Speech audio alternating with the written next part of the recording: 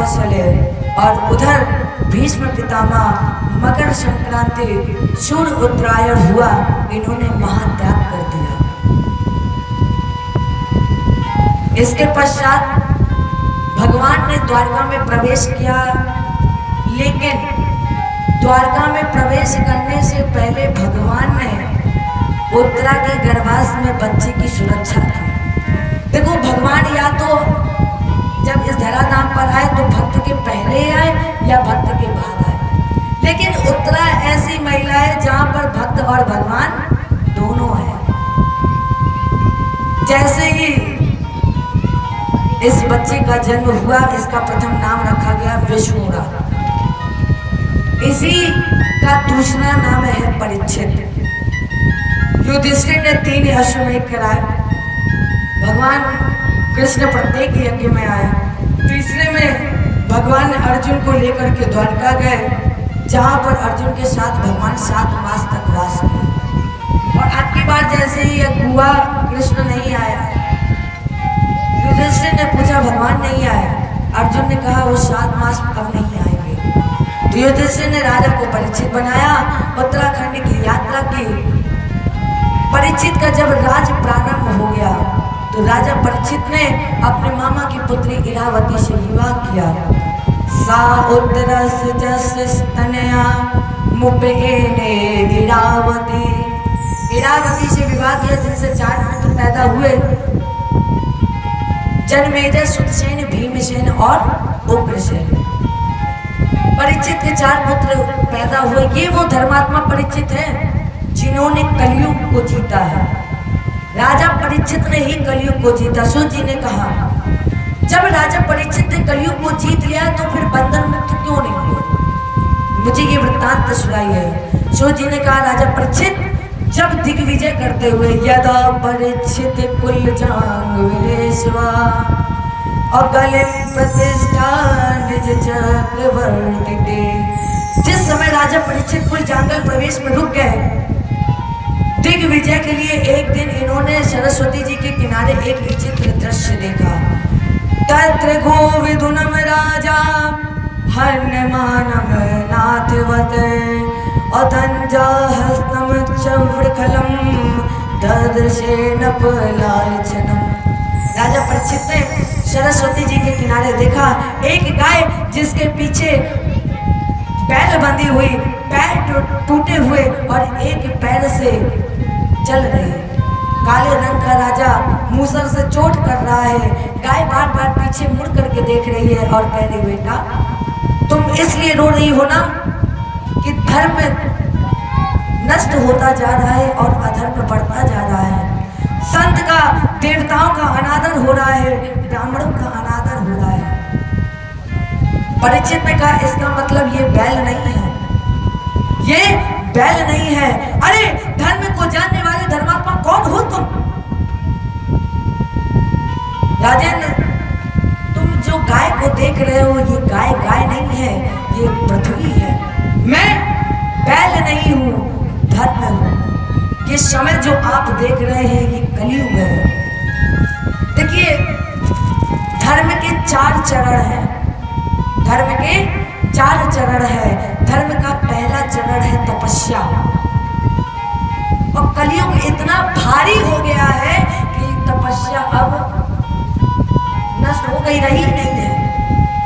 पहले लोग तपस्या करते थे तब परमात्मा मिलते, तब तो तपस्या नाम की ये चीज नहीं है।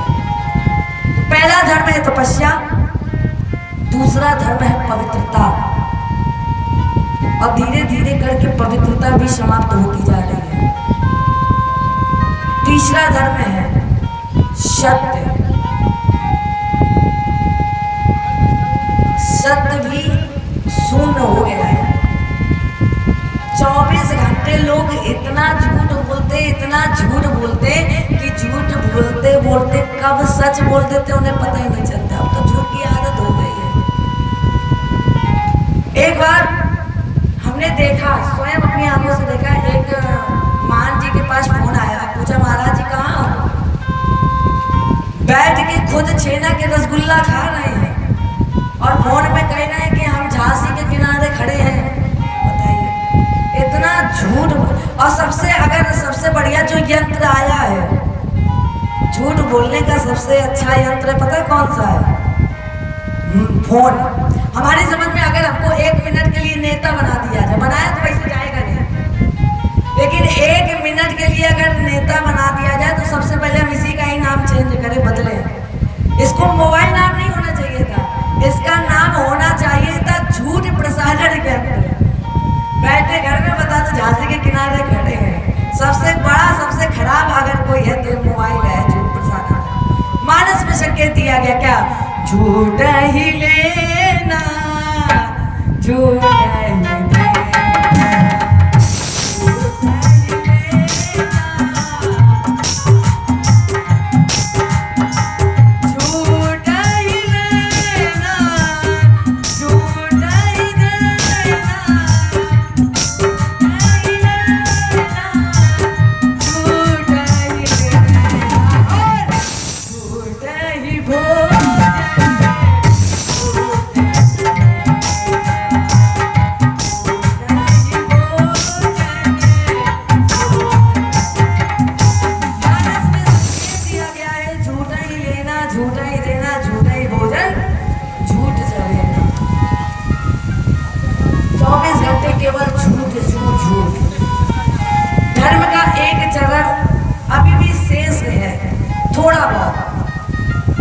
चौथा चरण दान।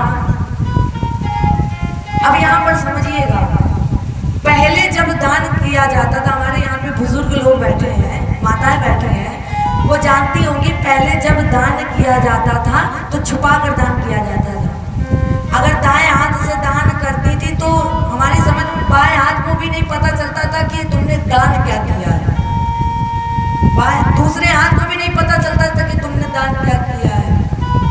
और अब जब दान कराते हैं तो साथ में पर्चा लेके जाते कि हमने 51,000 मंदिर में दिए। एक महान जी महाशय जी, माता पिता गुजर गए थे, उन्होंने मंदिर में दान दिया पंखा, और पंखा में अपने माता का नाम, पिता का नाम, दादा का नाम, 3 पगड़ियाँ होती हैं, तीनों के नाम लिखवा दिए और कहा महाराज जी हमने पंखा में दान दिया है इसलिए अब इसको लगवा दो।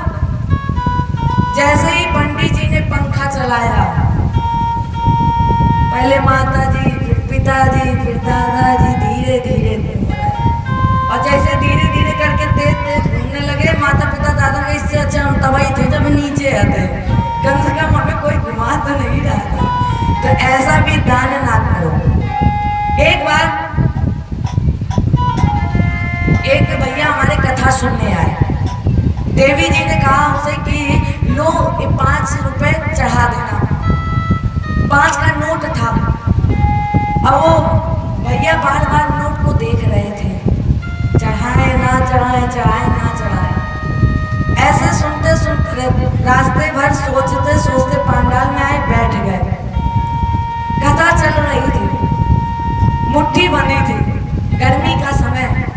जैसे ही चढ़ाने का समय आया, भैया ने हाथ खोला और कहा तुम क्या रो रहे हो, तुम्हें चढ़ाइया थोड़ी ना, अरे तुम रो नहीं, चलो तुम्हें वापस ले चलते। और भैया ने वो 5 रुपए रखे थे। अब बताओ गीला तो हो ही जाएगा गर्मी के समय में, तुम रो मत, तुम्हें चढ़ाएंगे नहीं, जेब में रखे घर पहुंचे। देवी जी ने पूछा स्वामी चढ़ाया? स्वामी ने कहा देवी चढ़ाने की बात करें, अरे वो इतना रो रहा था कि हमसे उसका रोना देखा नहीं गया, इसलिए हम वापस नहीं कर सके हैं। इसीलिए कहा जाता है जब मन में आए कि हमें दान करना है, उस समय तुरंत दान कर दीजिए। आपने अगर रोक दिया बाद में करेंगे तो फिर बाद में वो दान नहीं होता। आप इकट्ठा 1 लाख ना दीजिए, आप एक एक करके देते जाइए। और कभी जब भी आप किसी को भोजन कराएं तो भोजन कराने के बाद जो दक्षिणा देते हैं 51, तो हमने देखा है कि कुछ लोगों के पास 1 रुपया नहीं होता तो वो कहते हैं अभी 50 ले लीजिए, आप कल किसी और दिन दे देंगे। तो ये कार्य कभी मत करिएगा, उधारी कभी मत रखिएगा। जितने हो 50 हो 10 हो आप श्रद्धा पूर्वक दीजिए, लेकिन कभी ये मत कहिएगा कि 1 रुपये बाद में दे देंगे, वो रुपये आपका कर्जे में चला जाएगा। इसलिए हो सकता है वो आपको ना याद हो और वो ना उसे याद हो, इसलिए लिए जो हो श्रद्धा पूर्वक। ऐसा भी दान मत करना कि महाराज जी माता पिता पंखा में डोल रहे हैं। दान जैसे ही मन में भाव आए आप तुरंत दान करिए। राजा परीक्षित ने कहा जब कलयुग का भेदन कर लिया तो फिर कलयुग भयभीत क्यों हो गया, कांप क्यों रहा है। राजा परीक्षित के चरणों में आ गया, सर झुका लिया। राजा परीक्षित ने कलयुग को रहने के 4 स्तंभ दिए। द्वैतम पानम स्त्रिया सूना अयत धर्म चतुर्विधा। 4 स्तंभ दिए। पहला स्तंभ दिया जुआ, दूसरा स्तंभ पानम, द्वितम माने जुआ, पानम माने शराब। शराब पीने के भी 4 लाभ है। जो शराब पीता वो ध्यान से सुनिए, 4 लाभ बता रहे हैं। हमने देखा है कल ऐसे डोल रहे थे तो 4 लाभ सुन लीजिए। कौन से 4 लाभ? शराब पीने वाले को कभी कुत्ता नहीं काटता है।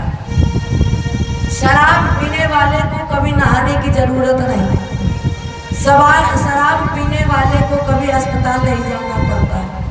अब लोग ये पूछते हैं, ये बताइए नहाने की जरूरत क्यों नहीं है? आप बताओ। रात में पी, रात भर नाली में डरे रहे, सुबह उठे जाना चलो भैया अब पौवा लगा लिया जाए, नहाने की है जरूरत? वो तो खुद ही नाली में नहा लिया। और शराब पीने वालों के घर में चोरी नहीं होती। क्यों? खुद की घर के तो छोड़िए, शराब पीने वाले चाहे तो पड़ोसी की साइकिल भी उठा के बेच के शराब पी लेते हैं। अच्छा आप लोग बताइए, आपने कभी शराब पीने वाले को कुत्ते काटते देखा है? कभी कुत्ते ने काटा शराब पीने वाले को? हमारी समझ में नहीं काटा। हाँ, चाटते हुए जरूर देखा होगा। क्यों चाटता है जानते हैं? वो भी कहता अब दिन वाला भी आ गया मेरी बिरादरी में। अस्पताल क्यों नहीं जाना पड़ता? सरकार रिटायर करती है 60 साल में। सरकार रिटायर करती है 60 साल में और शराब रिटायर करती है 35-40 साल में। फेफड़ा गए तुम गए।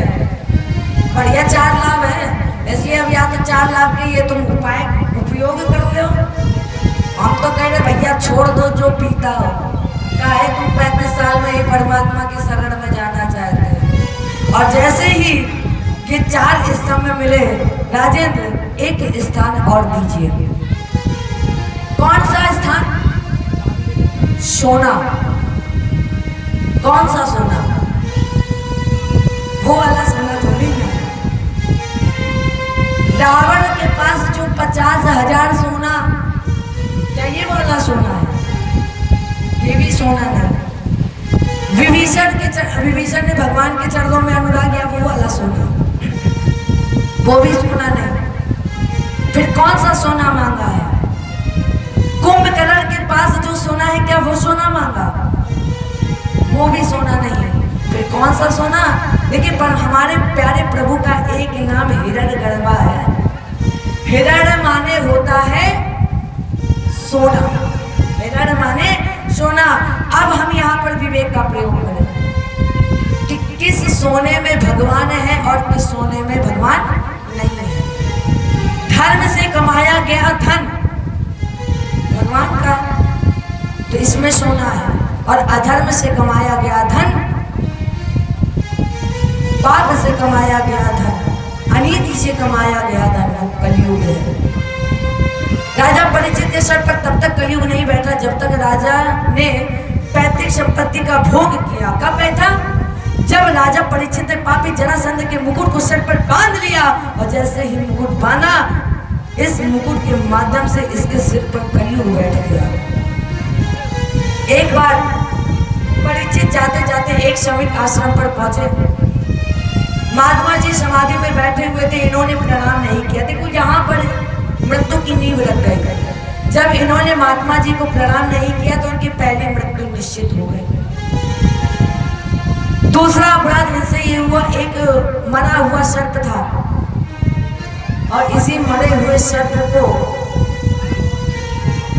राजा परीक्षित ने शमीक ऋषि के गले में डाल दिया। और जैसे ही शमीक ऋषि के गले में डाला, परिणाम स्वरूप शमीक के पुत्र संगी जी ने इन्हें श्राप दे दिया। इति लंघित मर्यादम तच्छते शतमे हनि, अहो अधर्म पालाना पिंडवान बलि भुजानो। जिसने भी ये धर्म किया है, ये अधर्म किया है, वो कान खोल करके सुन ले। आज के बाद ठीक 7वें दिन तक्षक नाग के काटने से उसकी मृत्यु हो जाएगी। जैसे ही राजा परीक्षित को पता चला तो इन्होंने सोचा कि अब दुनिया का त्याग कर देना चाहिए। राजा परीक्षित ने तुरंत त्याग का निर्णय किया और जन्मेजय को राजा बना करके मुजफ्फरनगर शुक्लताल वट वृक्ष की शीतल छाया में उपस्थित हुए।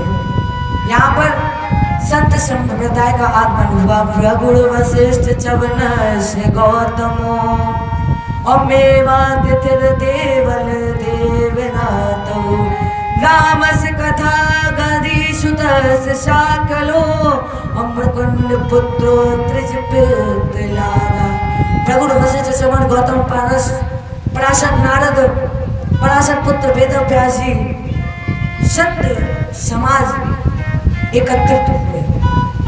चर्चा प्रारंभ हुई तब तक एक विचित्र दृश्य देखा। एक पागल आ रहा था। लोग चिल्ला रहे थे, देखो पागल आ रहा है। अब राजन जरा पागल को उल्टा करिए।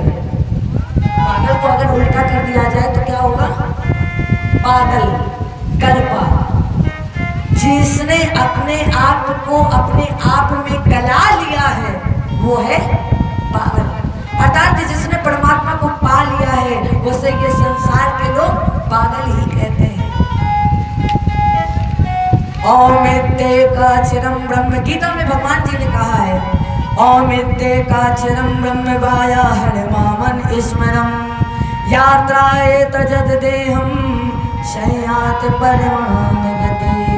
भगवान कृष्ण बोले, हे अर्जुन, जो ओम शब्द रूप ब्रह्म का जो सर्वथा दोषों का परित्याग करके भजन करता है वो अर्थात मुझे प्राप्त करने में सामर्थ्यवान हो जाता है।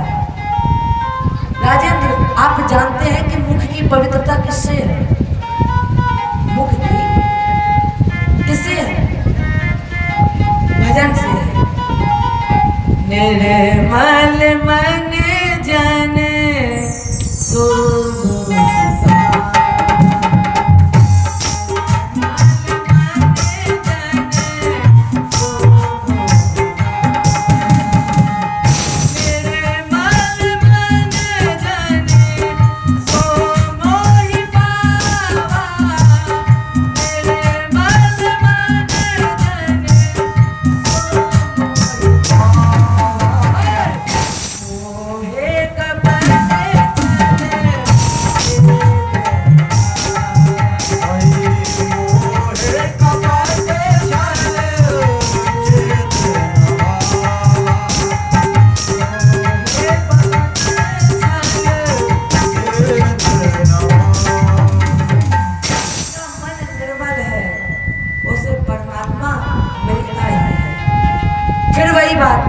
पवित्रम यदि नाम नामम और पवित्रम यदि ब्रह्म गानम, हस्तौ पवित्रम यदि पिंड दानम, पादौ पवित्रम यदि तीर्थ गमनम। राजेंद्र, अगर कल्याण चाहते हो तो सुलभ उपाय है, सर्व सुलभ उपाय है। ओम ब्रह्मात्मा अस्तु। ठाकुर जी, सब कुछ आपका ही है, मेरा कुछ नहीं है, क्योंकि तेरी सत्ता के बिना हे प्रभु मंगल मूल, पत्ता तक हिलता नहीं, खिले न एक फूल। राजेंद्र, जब भी मौका मिले 24 घंटे में एक बार भगवान का नाम जरूर लगाएं। भगवान के सामने ऐसे बन जाइए जैसे आपको जानते ही नहीं, शून्य बन जाएंगे। और जिस दिन आप परमात्मा के सामने शून्य बन जाओगे, आप बताइए, आप स्वयं परमात्मा के सामने बड़े बनोगे, परमात्मा को दिखाओगे कि मैं हूं केवल, तो क्या परमात्मा आपको मिलेगा? परमात्मा तो तब मिलेगा जब आप जानोगे कि मैं परमात्मा के सामने कुछ भी नहीं।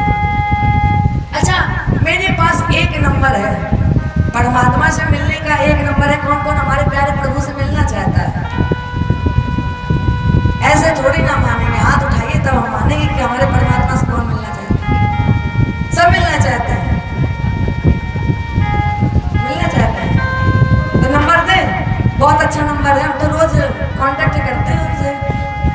दे नंबर। जब आप दिल्ली में फोन मिलाते होंगे तो नंबर के आगे एक अंक लगता है, कौन सा अंक लगता है?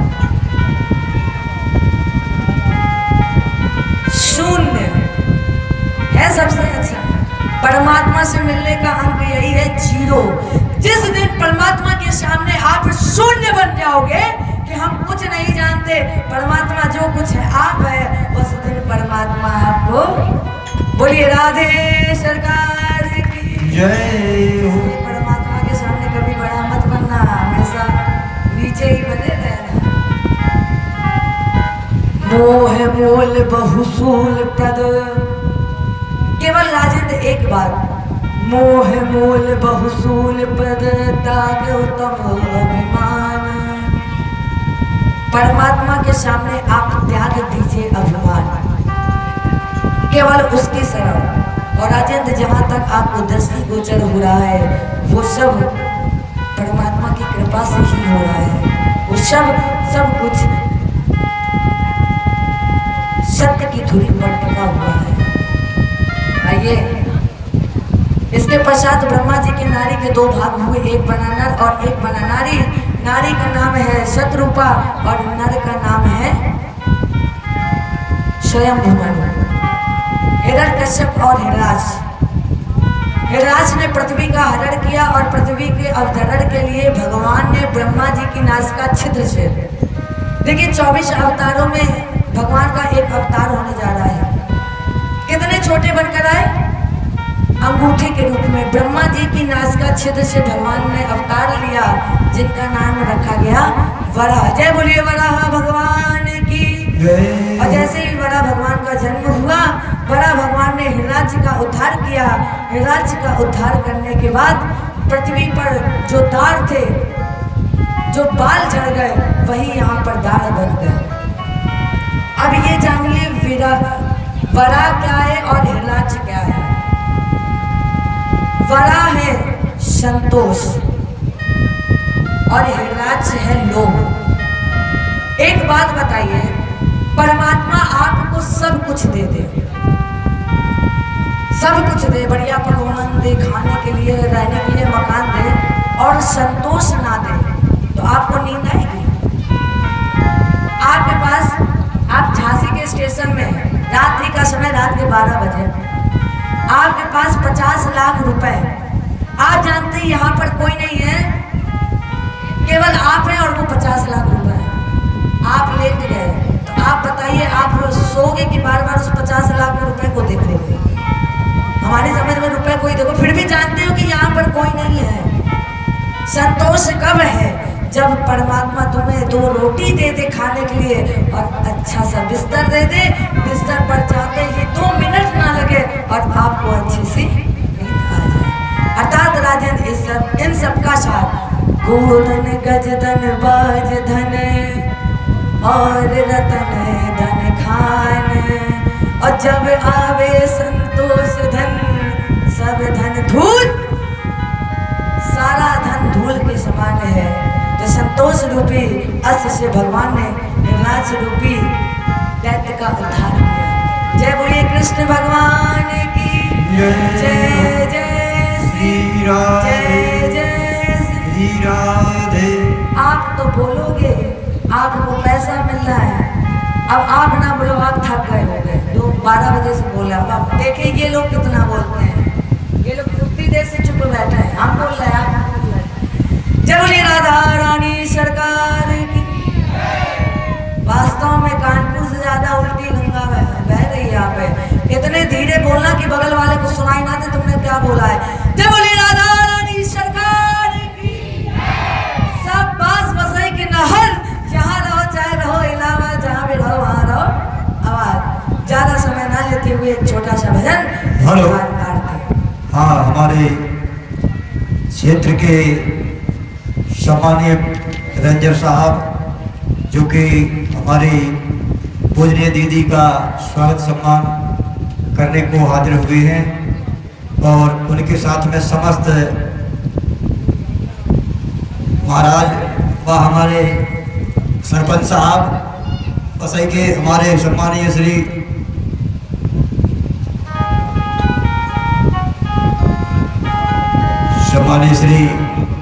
बड़े भाई साहब गुलाम भाई साहब, हमारे प्रवक्ता सम्मानीय माता जी भैया, हमारे महाराज श्री महेंद्र तिवारी जी पत्रकार जी, और हमारे समस्त बसई क्षेत्र के वरिष्ठगण।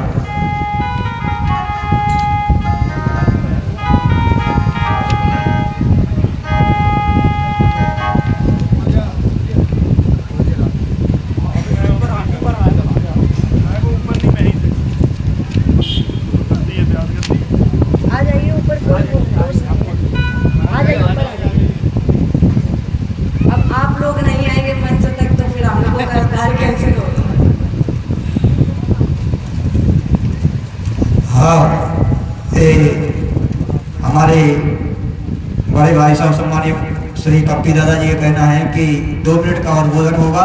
इसके बाद हमारे महाराज रेंजर साहब और भागवत पुराण की आरती करके जाएंगे। जय श्री राधे।